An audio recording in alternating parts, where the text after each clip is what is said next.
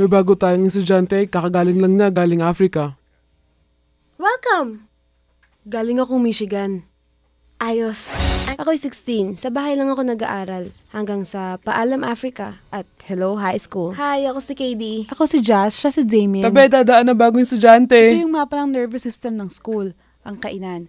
Merong cool Asians, burnouts, jocks, ang pinakamutinong makikilala mo at ang pinakamalala. Di ka pa nakapasok sa school dati? Shut up.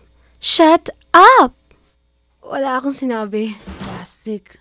Sino mga plastic? Sila ang teen royalty. Yan si Karen Smith. Siya ang pinakatangang babaeng makikilala mo. Para akong psychic. Talaga? Para akong ma-SPN or something. Gretchen Wieners. Meron siyang Fendi purses at silver Lexus. At ang kasamaan na nasa katawan ni Regina George. Alam niya lahat na tungkol sa lahat. Kaya malaki ang buhok na puno ng sekreto. Gusto ka namin isama sa lunch. Si Regina parang sweet. Tara, loser! Mag-shopping tayo! Ang ganda ng bahay mo. Diba? Sa mga plastic para kung nasa totoong mundo. At Girl World? May nakita ka ng cute na lalaki? Meron sa calculus class ko, siya si Aaron Samuels. Wag! Ex-boyfriend siya ni Regina. Hindi pwede mga ex-boyfriends. Parang rules yun sa feminism.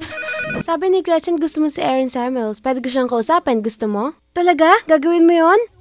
Ang hat mo. Ba't na ginawa yun? Maninira siya ng buhay. Kaya kong ayusin to sa mundo ng mga hayop.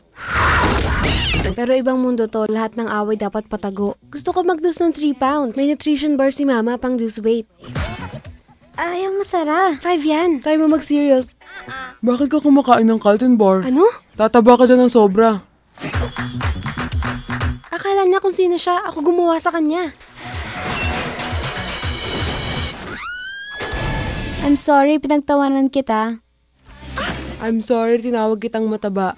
I'm sorry kung inggit sa akin ng mga tao, pero wala akong magagawa kung sikat ako. Tabi kayo, tabi kayo. Alam mo kung sino gwapo ngayon? Si Seth Musicasi. Pinsan mo siya. Ano? Magaling siya umalik.